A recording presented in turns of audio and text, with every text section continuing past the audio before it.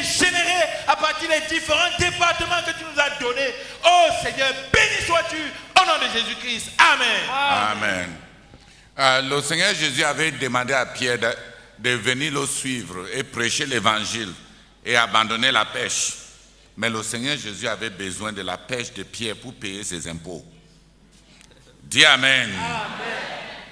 Donc, étant disciple, la pêche de Pierre est devenue utile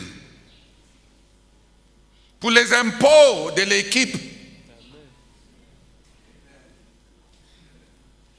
Donc, si tu penses, comme notre sœur pensait, que c'est les frères qui vont faire la cotisation, il n'est pas étonnant qu'on vienne de races mendiants, qui ne pensent pas à la production, qui pensent seulement au volontariat. C'est étonnant que nos têtes sont aussi gâtées. Je pense qu'on a juste un. Ce n'est pas étonnant que nos têtes sont... Non, c'est étonnant. C'est étonnant. C'est étonnant qu'on est si gâtés, si pourris. La possibilité de productivité est négligée aux dépens de la possibilité de donation. Récemment, j'ai même partagé avec les frères. Tawet, je vais prendre ton temps. Tu es le seul que je peux... lisons 2 Corinthiens chapitre 9.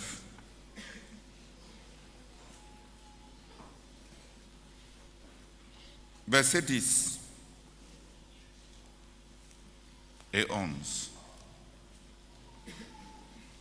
2 Corinthiens chapitre 9, versets 10 et 11. Celui qui fournit de la semence au semeur et du pain pour sa nourriture, vous fournira et vous multipliera la semence et il augmentera les fruits de votre justice.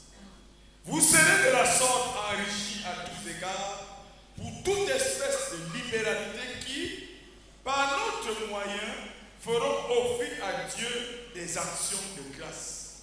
Écoutez, la première raison, c'est récemment que le Seigneur m'a enseigné ça. Le premier but pour lequel Dieu fait les provisions, c'est en vue de la productivité, de la multiplication. La provision de Dieu est d'abord la semence à multiplier et en deuxième lieu, du pain à consommer. La consommation n'est pas la priorité de Dieu. C'est lui qui fournit, qui donne. Celui-là, c'est qui? C'est Dieu. Quand Dieu donne, le premier, on dit le premier, la première idée dans la provision de Dieu, c'est la productivité. Si tu as un pas, tu manges toutes les semences. Un quoi? Ou un pas? Un quoi? Tu manges les semences. Que ça soit pour toi en tant qu'individu.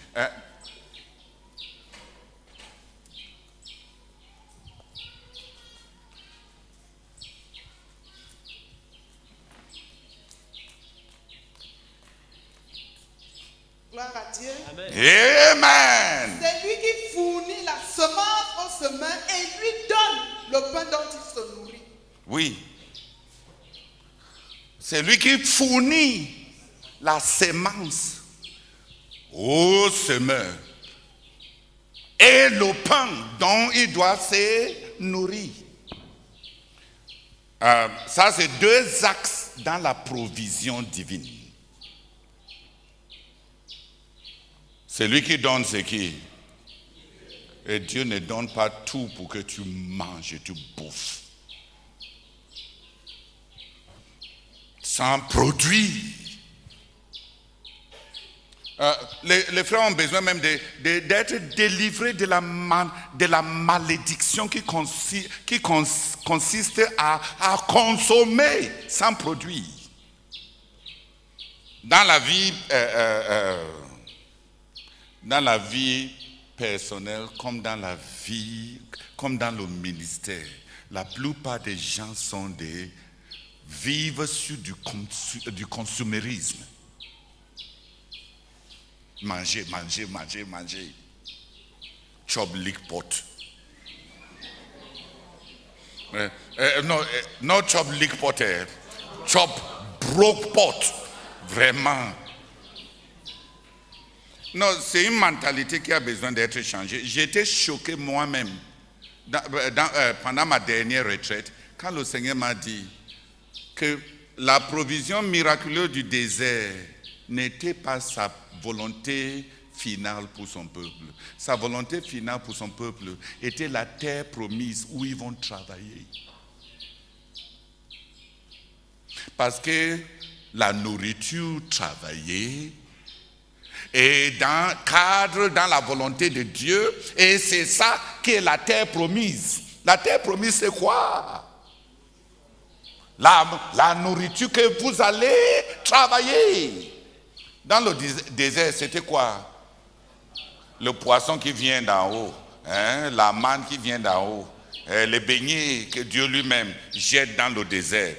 Tous ces miracles-là, le Dieu qui fait toutes les provisions dit qu'amener les gens dans la terre promise, où ils vont cultiver la terre.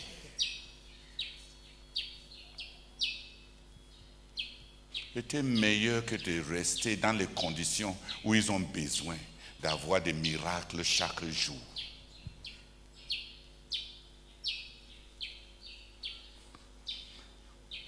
Être un peuple maudit qui cherche à avoir des miracles chaque jour. On nous envoie ici à l'est, un terre fertile tout autour de nous, et les gens attendent. C'est lui qui va les donner un don. C'est lui qui va les donner une voiture. C'est lui qui va les donner.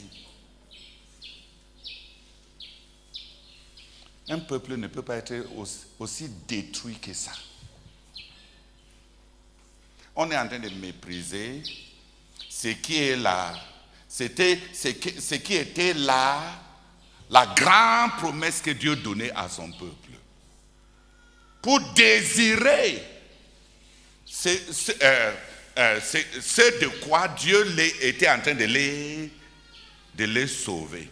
Et la Bible dit, dès qu'ils sont entrés à Canaan, dès le lendemain, la manne a cessé. Parce que Dieu les a donné la terre à cultiver.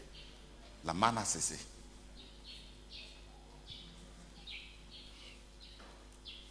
Est-ce qu'on a déjà un autre Dieu en dehors de ces dieux de la Bible?